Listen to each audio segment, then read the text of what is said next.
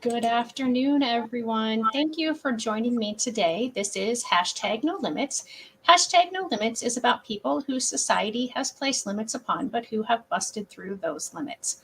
I am your host, Shelley Kino, and Ophelia says in Hamlet, we know who we are, but not who we will be. And I believe that to be 100% true, and that there is no better example of that than the caterpillar turning into the butterfly. For anyone who doesn't know, the caterpillar literally dissolves into its cells and then it reforms and becomes the butterfly. While it's still in the cocoon, it has to fight in order to get out of that cocoon for its wings to be strong enough to carry it where it needs to go. That cannot be an easy thing to do, but neither is busting through the limits that society places on people. And today, my guest is sharing something that is a little bit different than what I normally share. And when I saw his story, I knew it had to be shared on my show. I wanted to help get his story out. Um, you're going to see that it's a different kind of limit that is being busted through with his story. And so I don't want to talk too much more. I was just trying to give people a little bit of a chance to join in. So welcome and thank you so much, Barry, for what you're doing. Well, thanks for having me on the show, Shelley. Yeah, absolutely. So I gave a tiny hint that, this show is going to be a little bit different than my typical show. What is it that I mean by that? What is your background story? Well, it's interesting. When people ask me to tell them something about myself, what I tell them is I'm not the right guy to be doing this.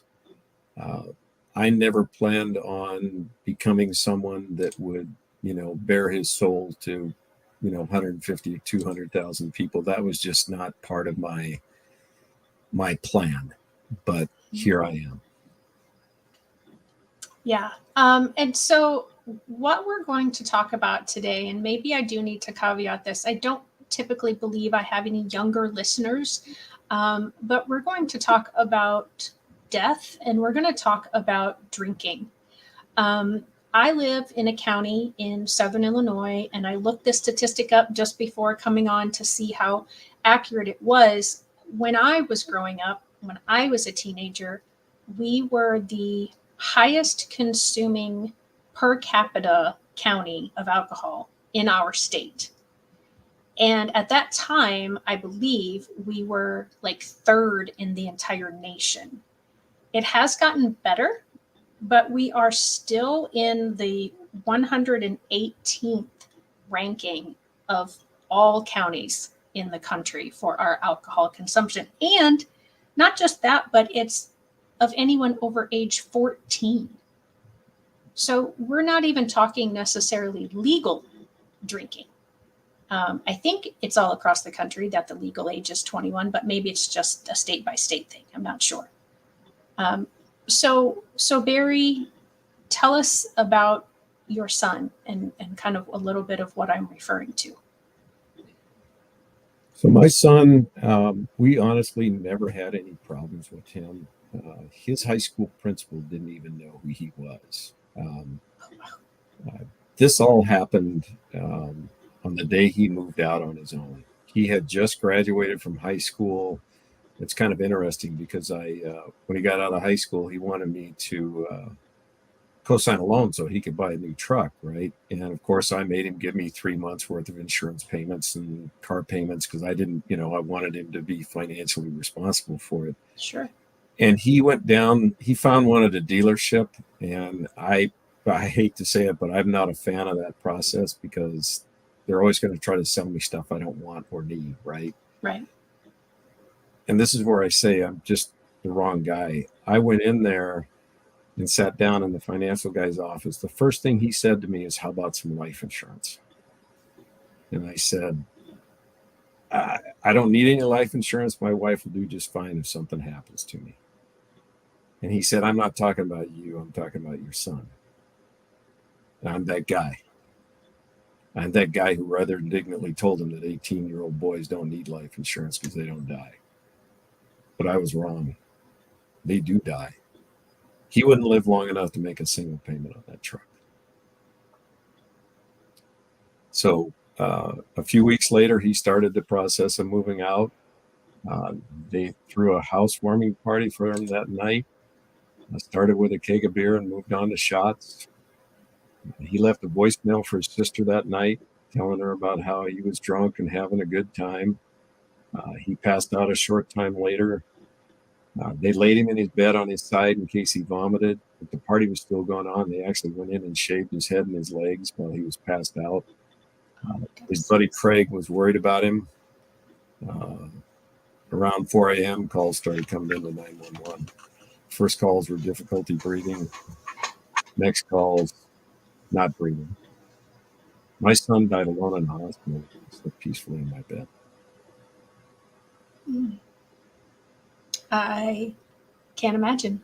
As I said, I've grown up in a county where alcohol is very normalized, and binge drinking, having parties on the weekends, that was what we did. We live in a rural county in Illinois.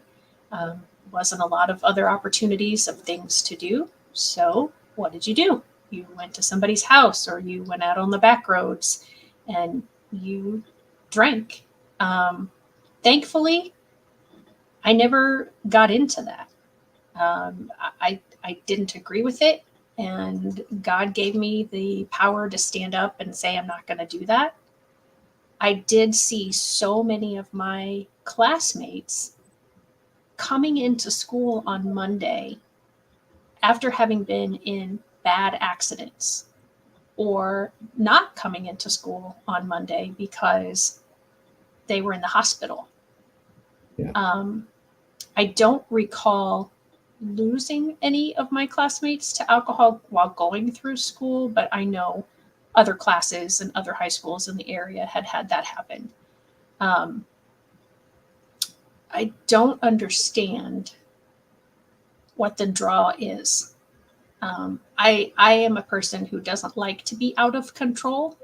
And so I don't understand that draw of just having so much alcohol in you that you don't know what's going on and you don't care what's going on. Yeah. Yeah. You lose control. And that's something that kids don't really understand, and for me, the knock on the door, I open the door again. I'm that guy. I open the door and I see two police officers and somebody in plain clothes at my front door, right? That should have been a big red flag for me, but it wasn't. I actually joked with them as they came in, thinking this had to have something to do with a dog or a parked car. I had nothing. And one of the officers came in and stood there, and he said, your son is dead. And we have a number of children. We asked who it was, and they said it was Kevin, and they handed me his driver's license.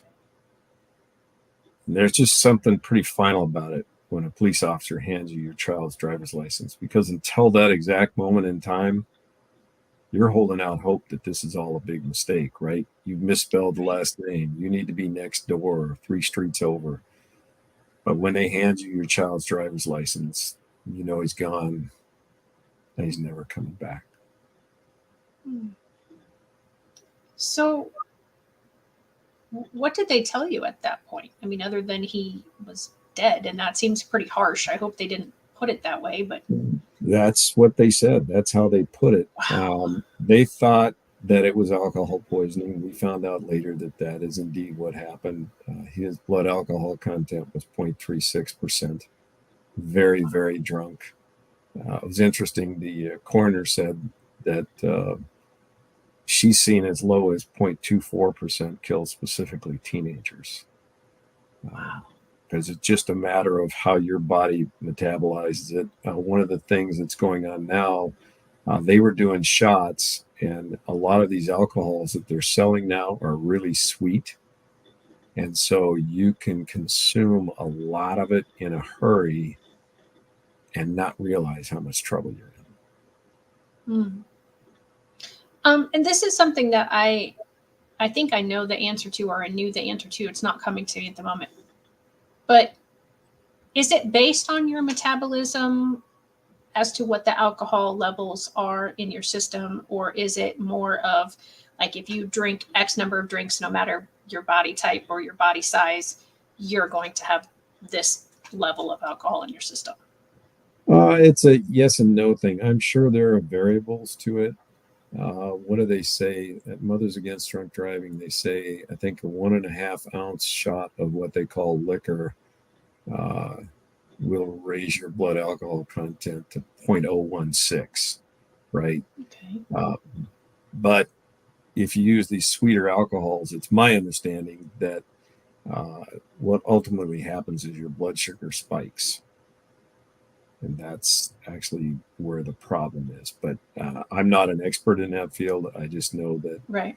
there is theoretical numbers. They'll say, yeah, if you take this drink, if you have 3 drinks in an hour, you're probably legally drunk. Okay. All right. Yeah, and like I said, that kind of sounds like the right number that I've heard in the past, but I also thankfully our daughter wasn't into that when she was in high school. I mean, we had talked to her, of course, about the dangers, but she grew up in the same county that I grew up in. And Right.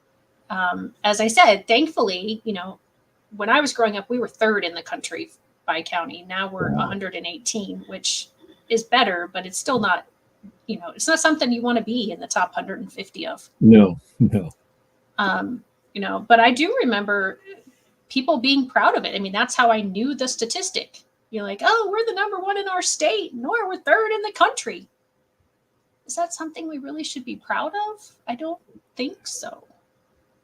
No, it's one of those things where nobody really thinks bad stuff's going to happen to them, right? They don't ever believe when they start drinking that they're going to become an alcoholic, but the statistics don't lie. The younger you start drinking, the more likely you are to become an alcoholic. And like I said, I'm that guy. Nobody ever believes it's going to happen to them. That's Right. and I'm in that category. That's why I say I'm that guy. Nothing bad's Right. going to happen to me. Right. And normally on this show, when we talk about busting limits, it's busting through limits in a positive way. But for this episode, it's very unfortunate because we're busting through that limit that everyone is at risk, and 18-year-olds aren't invincible. Well, when you talk about busting through limits, so we decided to have Kevin cremated, right? And I went down to pick up his ashes. You walk into a funeral home, they've got nice pictures on the wall, they're playing music in the background. They set me down in this very nice, comfortable chair with a big desk in front of me. The funeral director walks in and sets a urn down in front of me. An urn that held all the remains of the kid that I burped, changed his diapers, coached his baseball, basketball, soccer, football, taught him to shoot a gun, swing a golf club. All of his remains, all that remained to him, were sitting in an urn in front of me. And this is where the limits thing changes. There's one thing I knew at that point, and that was that I didn't want to be a victim. Because the world doesn't need any more victims. We've got plenty already. The world needs people who take something bad and they make something good come from it. And for me, I thought about what I would hope somebody else would do if it happened to their kid. And for me, it was just to get out and tell the story, not to raise money, because there is no money in the world that'll fix the hurt. It doesn't exist. The only thing that helps is to try to make something good come from a bad situation. Right. And so you're sitting there, this urn is placed before you. You've decided you want to tell his story. What do you do next? You go on podcasts, right? Well, this actually happened. He died on July 10th of 2005. Yesterday was 18 years. Oh, wow. And, I knew I wanted to do that, but I'd never done any of that stuff before, right? I'm not a public speaker.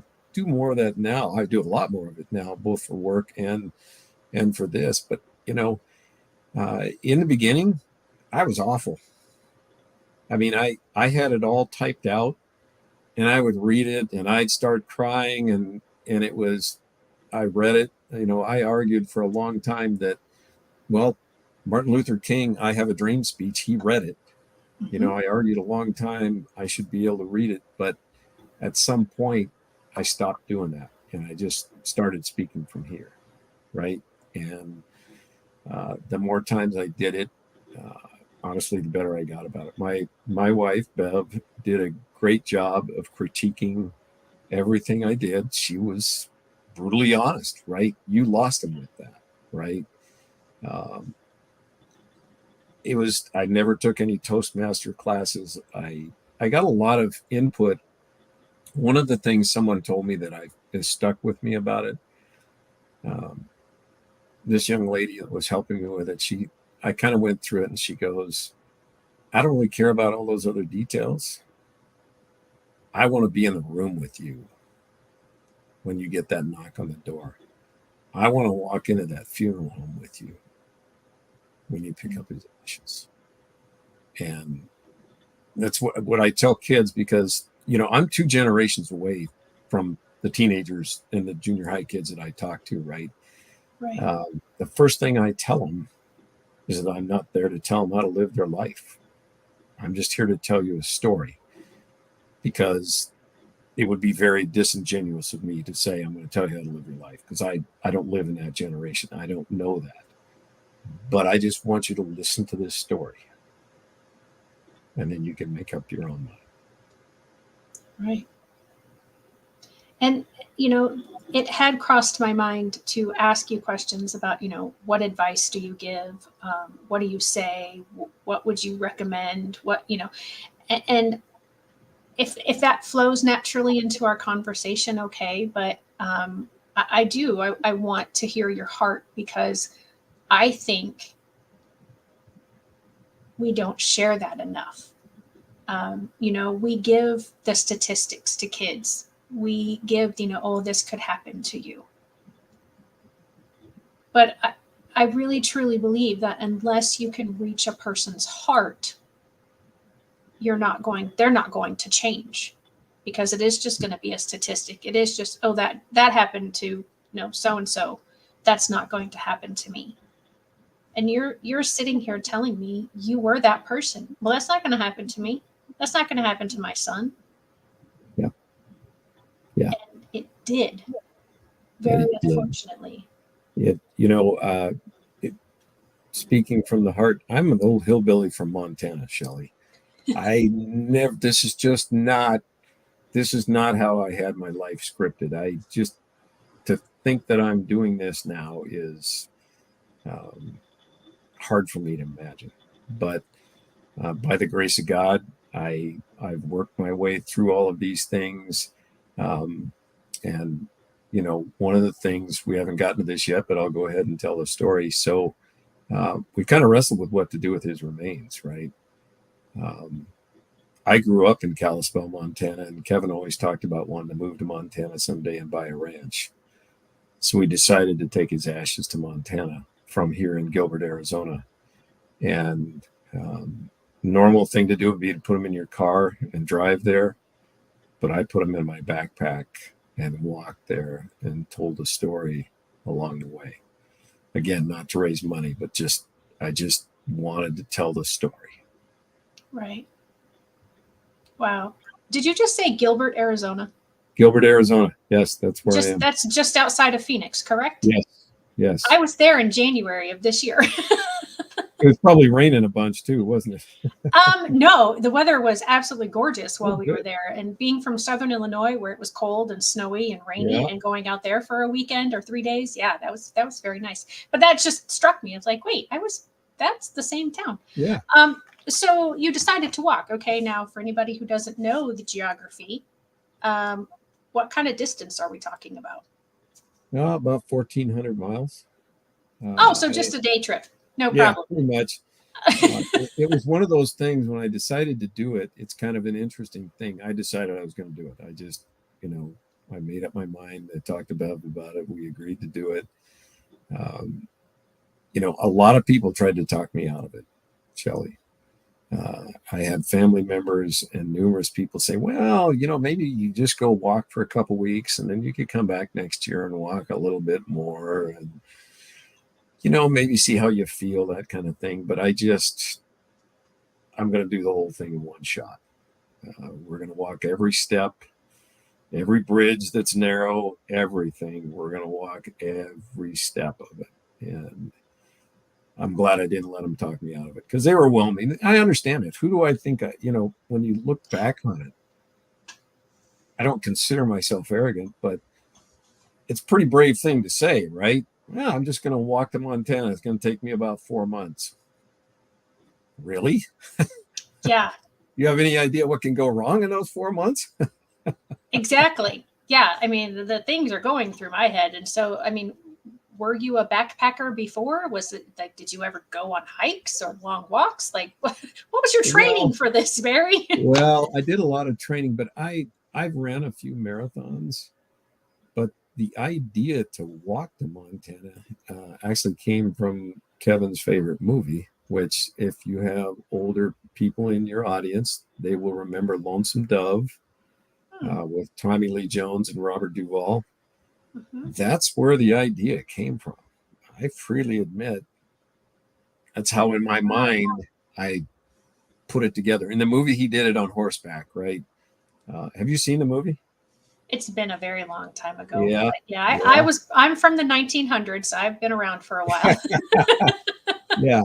That's where in my mind the idea came from. Originally, I was going to walk the Continental Divide, but I wanted to do the speaking stuff. And so I had to try to find somebody to set all of that. You can imagine all the logistics. And I'm not independently wealthy. The company I work for actually kept me on the payroll while I did the walk. Just a lot of people stepped up. I did the walking and the talking, but there was a lot of people helping along the way. Yeah. So, okay. So you're talking, you're walking. Who are you talking to? What does that look like? I mean, are you just like literally, you stop at a cafe to get a drink of water and you just talk to the person next to you, or? Well, there was a fair amount of that because everybody, when you get out on the road, people stop and they want to know, do you need a ride? Why are you out here? That kind of thing. Right. An organization called Not My Kid, it's local here to Arizona. They set up all the speaking engagements. So I spoke, I don't know, 30 or 40 times. And back then there was TV and newspaper articles and that they set all of that stuff up. So you can imagine the logistics around. I had to predict when I was going to be in those towns because they had to tell them it's going to be on this day, right? So I just took a guess and said, I think I can average 90 miles a week. And that's what we did. I didn't have a single sick day or weather day. I had days when I didn't want to go, to be clear, but I always thought, might be a little worse tomorrow. I better go today. Gotcha. And once I got out there, and it's interesting because a walk is a metaphor for life. Because one of the things that I got hung up on was 1,400 miles. Mm-hmm. I wasn't even out of Arizona, and I was not feeling good. I mean, Arizona, everybody perceives it's a flat desert. There's a lot of hills in Arizona. Especially going north. Yeah. Yes. And I was always thinking about that 1,400 miles. But at some point before Flagstaff, I realized that that's kind of a silly thing to do. Why don't I walk 3 more miles, take a break, get up, and walk another 3 miles? I blocked out the 1,400 miles. And if you think about that for life, you look at these things you want to do down the road that looks like it's insurmountable, right? But you take those baby steps. I'm going to walk 3 miles. I'm going to take a break. And the next thing you know, you're in Montana. Okay, I'm going to take your word for that. Maybe not exactly like that, but right. No, I know what you're saying. I just kind of blocked that part out. I knew where I was going, Mhm. but I didn't spend any time thinking about it. And so, what did you say to these people when you were in these talks at these, like, what kind of places did they set up for you to talk, to do the talks? Primarily high schools and junior highs. Okay. Uh, I've done as young as elementary school, but like I said, I take them to that night. It's Right. uh, the best way I can describe it, because a buddy of mine said this. His summary of it was, "You punch me in the gut, but then you pat me on the back and tell me I'm going to be okay." Because it's not all that. Because obviously, I tell everybody, if I can do this, imagine what you could do. But there's three things that I always want them to take away. The first one's about decision making. The two most important decisions you're ever going to make are about drugs and alcohol. It isn't even close. You need to educate yourselves about those dangers as if your life depends upon it, because it does. Mm. The second one is about adversity, right? Bad stuff happens to everybody. Nobody's immune from it. The way you respond to it is going to define your life. It just is. It's not maybe, it will. Right. And the third thing, and I kind of think it maybe is the most important thing, is this thing called forgiveness. You know, Mm. it was easy for me to forgive the guys at the party because this was Kevin's decision, right? And it was easy for me to forgive my kid. But there's one person that was hard to forgive, and you know who it was. It was me. Yeah. It took 1,400 miles and 5 pairs of shoes, but I have found a way to forgive myself. I heard a pastor describe it best once, Pastor Chad. He said that anger and vengeance lead to one thing: destruction. Forgiveness leads to healing. And sometimes the most important person you need to forgive is yourself, because none of us are perfect, right? We all make mistakes. Right. It's how you handle it that matters. Yeah, absolutely. And, when we forgive other people, there's a little bit of a freedom because we're not Yes. harboring that anymore. Yeah. But when we forgive ourselves for being human, which as parents, we we don't know how to not be human. Yeah. We feel like we have to be superhuman and protect our children from every little thing and every big thing. And if we Yeah. don't, then we failed. Yeah. And most consequences that the children face are not as severe as what Kevin faced. And Yes. so I think it's big kudos to you that you are able to forgive yourself for being human. Um, you said he was always a good kid. You never had struggles with him. Had he ever had alcohol to your knowledge before that night that he moved out? So there was a couple times that I suspected that he might have been drinking, but I never had anything concrete. But uh, a little bit of backstory here. So I'm no longer married to his mother, um, but I had custody of the kids, right? So they were at my house, and when they got to be teenagers, they would want to go spend the weekend with their mom. And I said, cool, right? I want you to have a relationship with your mom. Mm-hmm. I found out later the reason they wanted to go over there is because she was letting them have parties over Oh, there. Kevin knew. One thing I will admit, I never talked to him a lot about alcohol because we have a relative, close family relative, that's an alcoholic, and he always talked about how stupid he was to do that stuff. mm, So I thought he knew. right. I Mm, thought, yeah. And so there's another person that you had to forgive along the way. you know, there is, but one of the things that I understood about this grief and this process, which we can talk about grief in a minute, is that you can't play the blame game.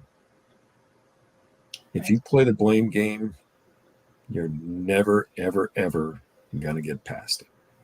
We could sit and blame me. We could blame the alcohol industry. We could blame whoever, right? We could blame the people at the party, but that's not going to bring him back, and it's not productive, in my opinion. Right. And that's something we understood very early in the process. I don't remember exactly what it was, but that was something that, at least in this house, that's the way it was going to go. Well, and there are so many limits that are being busted here. I mean, because that busting through that forgiveness for yourself and for others, that understanding that, as you said, adversity comes. How do you handle it? What do you do with it?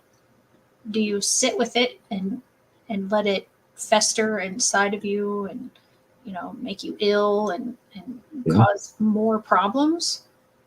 Or do you accept that bad things happen, and how do I make this into a good thing? Or how do I Correct. make good, not that that's it. How do I make good come out of this thing? Correct. That's my number one thing, making something very good come from this. Yeah.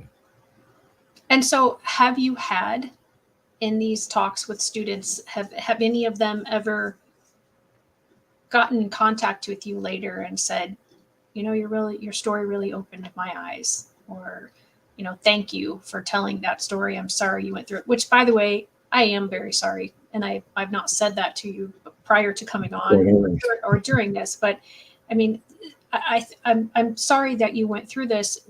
I'm so appreciative that you're sharing and that I have the opportunity to share with my followers.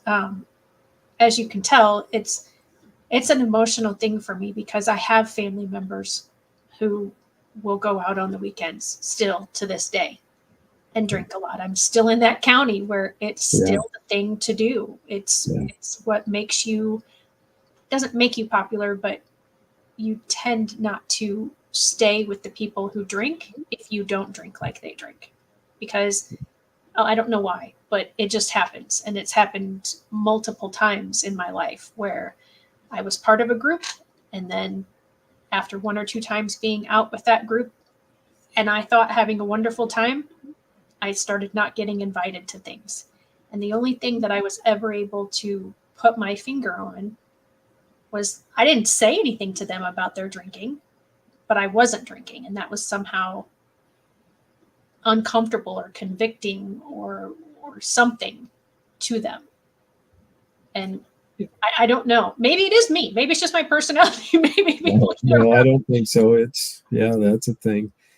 You had asked what kind of feedback. I've got a couple things. They're a little bit difficult to tell, but let me see if I can get through them. One of them happened just outside of Flagstaff when I was doing the walk. I saw a car go by and put its brake lights on. So I thought, oh, cool. I'll take a little break here and talk to somebody because that happened every day. It's really fun to do. And this guy gets out and he said, did you just speak at Flagstaff High School last week? And I said, I did. He gave me a hug. And he said, thank you. Because my son came home and told me about it. And that's when you know that, they're listening. Right. And then there was another time where I spoke at a high school and I got a call a couple weeks later about a party that had been had. One of the students that had heard Kevin's story, he was at a party. There was a bunch of drinking going on. Somebody was passed out. He wanted to call 911, and the kids at the party didn't want him to call 911, right? Because everybody's going to get in trouble. So he put the kid that was passed out in his car and drove him to an urgent care facility. Who called 911. They aerovac'd him out and saved his life. And that's why I do it. Yeah. So I do it. Yeah. And we had an unfortunate situation happen in our area several years ago where it was like that. There was a bunch of underage drinking happening. There was an accident. Someone had fallen, and I don't know the whole situation, but anyway, he was unconscious, and it wasn't because of the drinking that caused him to fall, but because there was so much underage drinking, they didn't want to call. Yeah. And he passed away. Yeah. And it's awful. I mean, I can't. At the beginning of this, and you talked about, you get the knock at the door, and these two policemen and a plainclothes dressed person are outside your door, and in our area, we know what that means because it is something that happens. Yes. And I can't imagine. I don't even know the amount of strength to have an idea of what they're doing there, and then to be able to open the door to hear I what just didn't know. I Right. just didn't know, Shelley. I know that. I know that up here, and I know that, and I should have known that, right? I know that. We all know that. But it just, it was Sunday morning. Just, I guess I wasn't awake enough. Yeah, I agree. Right. And so, does Kevin have siblings? He does. He does. He's got 4 siblings. Were So any of them at the party with him? I mean, what? no, he Okay. left a voicemail for his sister that night, but nobody was there. He was the baby of the family. Okay. Right. So he was the last one. I really didn't want him to move out because we never really had any problems with him, and I didn't want him to get in over his head financially. Because we Sure. all know what that 18. means. That's early to be moving out. Yeah. Yeah. He had just graduated from high school, so he was convinced he was going to do it. So, yeah. How are the friends doing? How were they after? I mean, I know it's got to be excruciating for you and his mom and his siblings, but those people that were there with him that night, what has this done to them? It was a watershed moment for him. People ask me, do I still talk to his friends? His 3 of them were over here a couple weeks ago.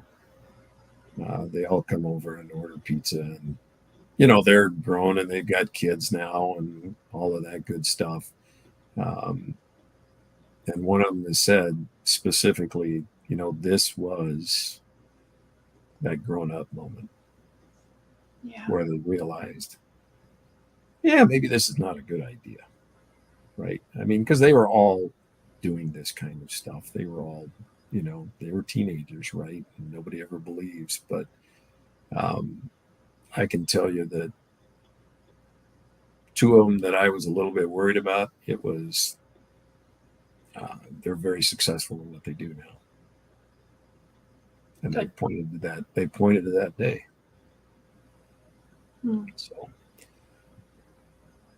So there are some good things that have come from this very horrific situation. Absolutely. And that's what I still do, because I'll have to send you a link to those who want to watch it.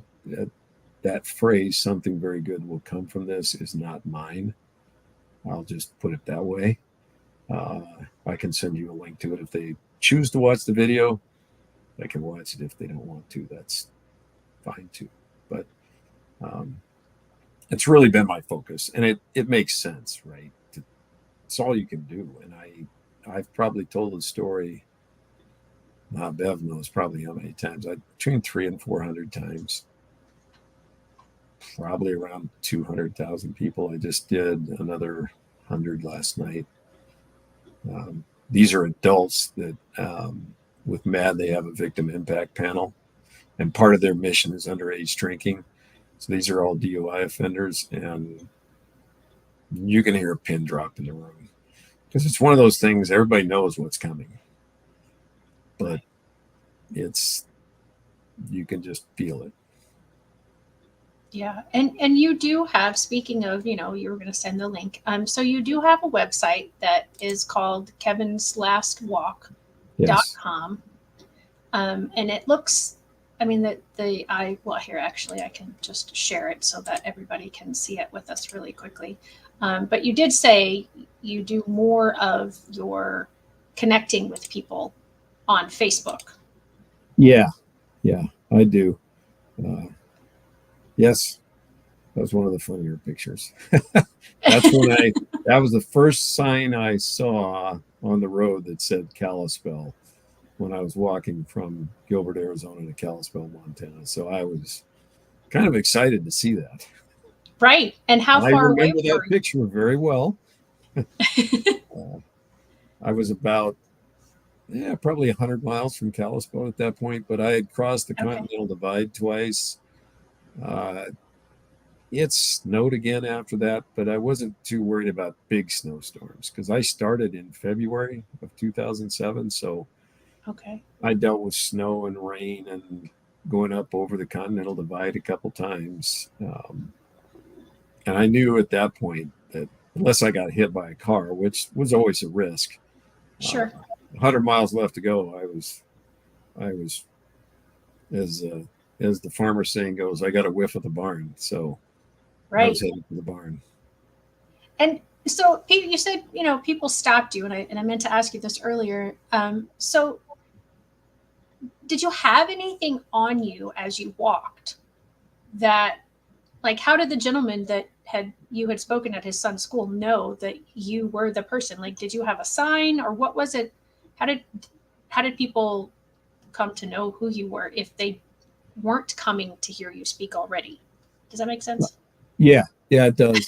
I did not wear a sign. But that gentleman knew because I talked about walking to Montana, that's what I was in the Okay. process of doing. But we also had a truck, it was an F-250 that was wrapped with Kevin's Last Walk and all of that. And everybody that stopped, Shelly had a story to tell. Yeah. Uh, Mine is a little bit different. Yep, there's the truck. There it is Okay. right there. Um, Mine is a little bit different, but when you start talking to people, everybody knows someone who has a problem or, things happened. It's not uncommon. Yeah.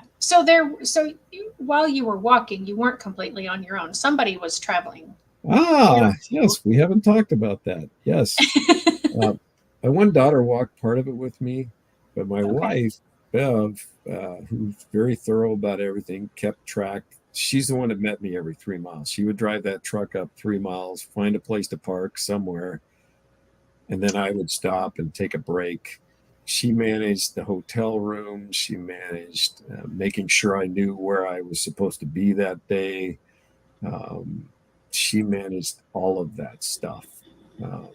She did a phenomenal job. I still have I didn't throw it out. She kept track of the time that I left each mile marker and the time that I got to the next mile marker Okay. because it's hard to tell, should I be worried about him? Because she's up there three Right. miles, what Right. should I do?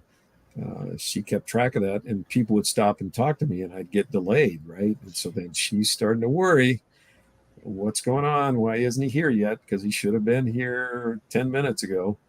Right.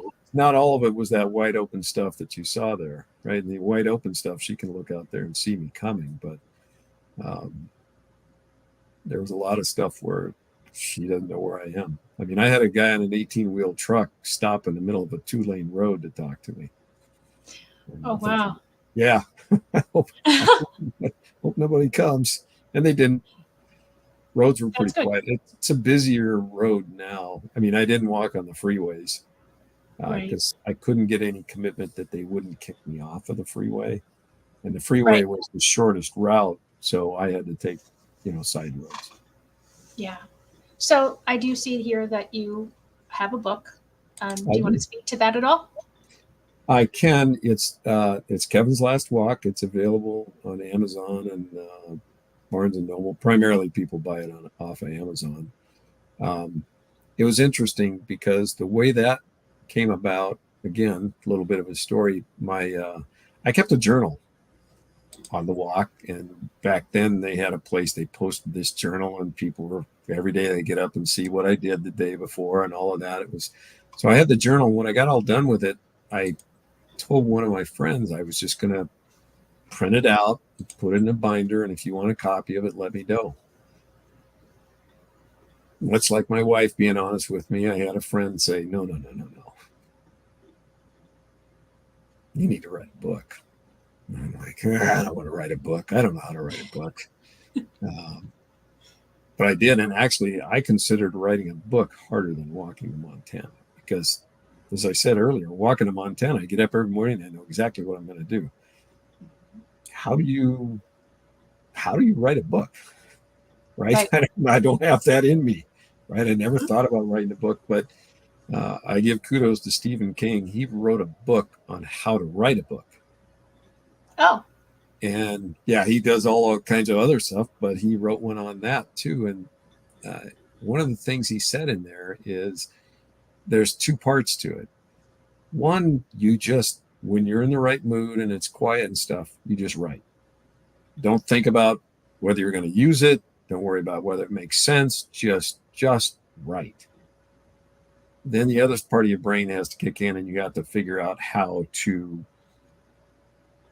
write it in a way that a stranger could read it, which is another difficult thing to do, which took a lot of feedback.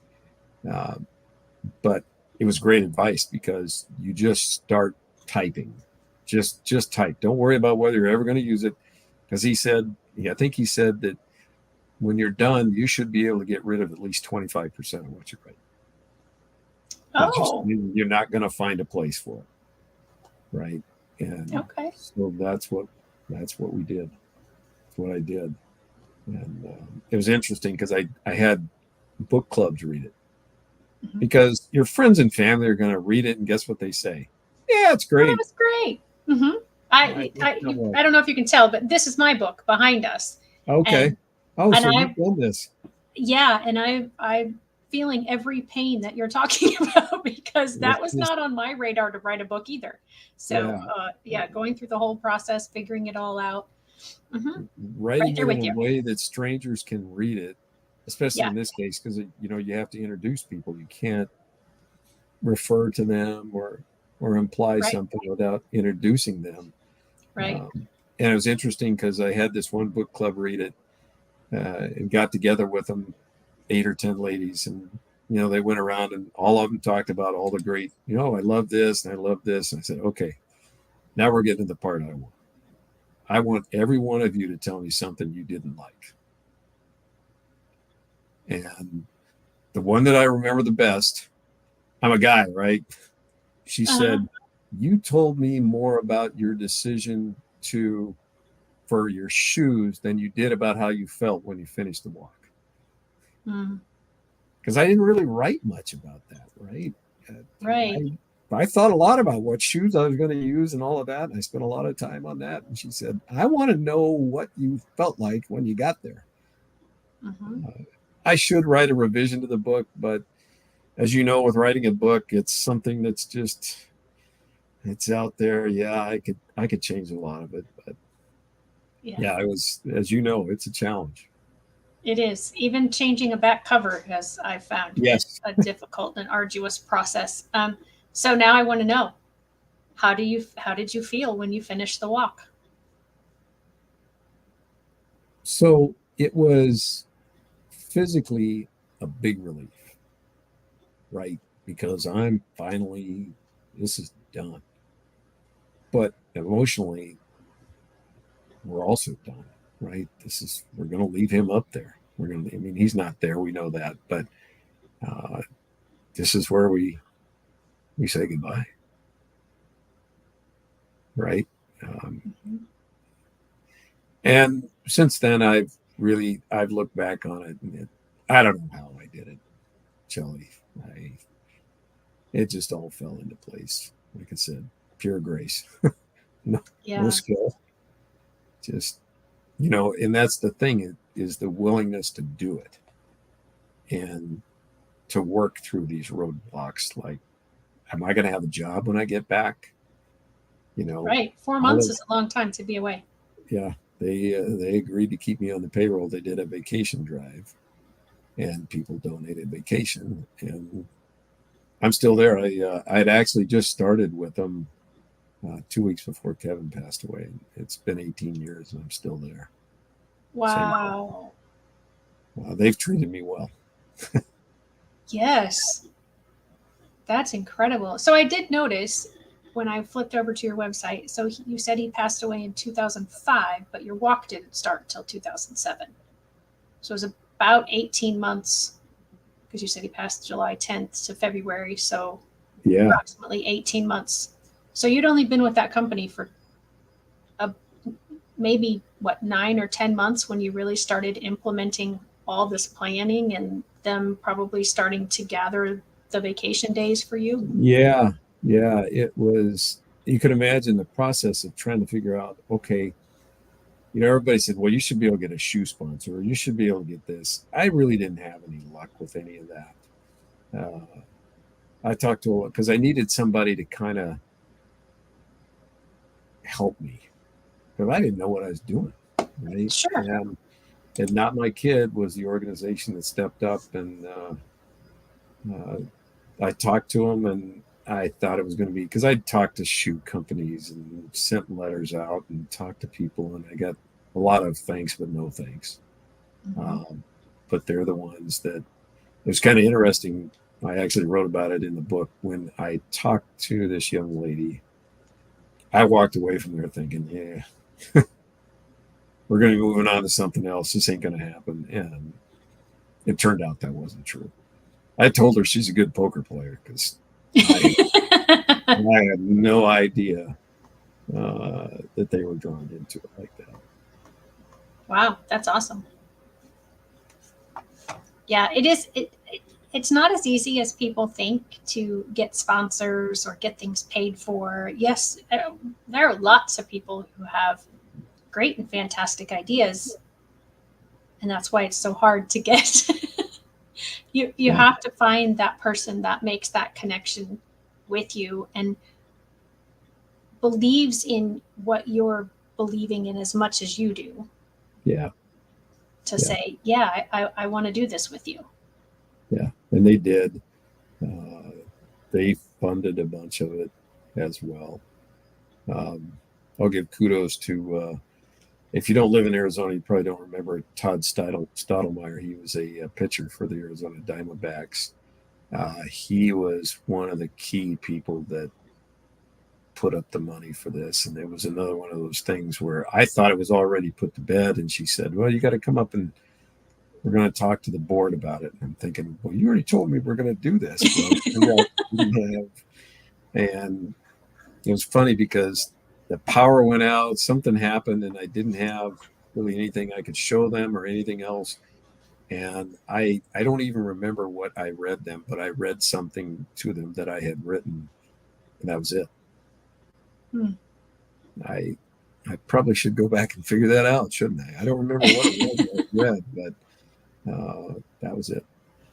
Wow. They got on board, and that's the thing with these things is not everybody's going to believe in your story or your thing the way you do, right? Right. Um, I mean, I another little bit of a funny story. So I said that at the beginning, I tell people that um, I just wanted to listen to the story. I'm not telling them how to live their life, right? I had a speaker tell me one time, I was talking to him, young guy, and he said, "You're not still speaking at high schools, are you?" I said, "Well, yeah, as a matter of fact, I am. I still do junior highs and high schools." He said, "You're too old to do that. They're not going to listen to you." And at the Well, time, I might be a little bit offended by that, right? sure. But and I've had principals tell me that's the most important thing you said was that thing right at the beginning where you tell them, I'm not here to tell you how to live your life. Uh, and that's where it came from. So there's all these little things that make it Right. all possible. Yeah. So with the writing of the book, with the walk, with the continual speaking engagements, what is your hope? What is it? A desired outcome? I don't think it's for me to know uh, when I'll be done and what that is. Okay. It's something very good, but I don't think it's for me to know. I really don't.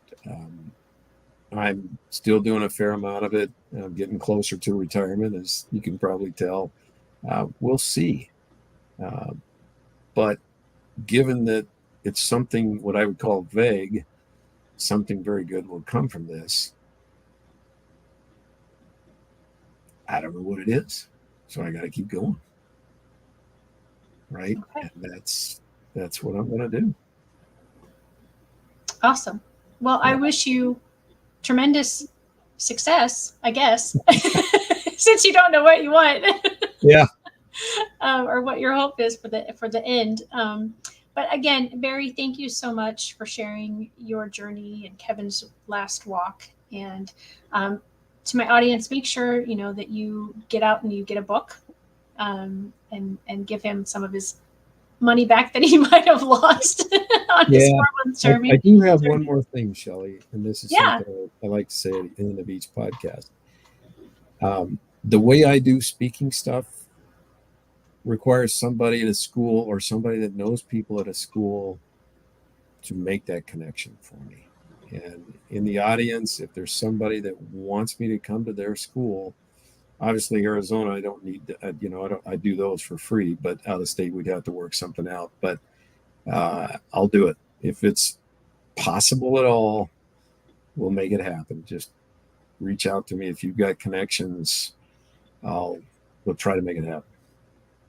Yeah, I actually know 3 high school principals in my county, so I will more than happily introduce you to I'll send you some them and see. information on that. Yeah, It kind of helps, kind of a synopsis.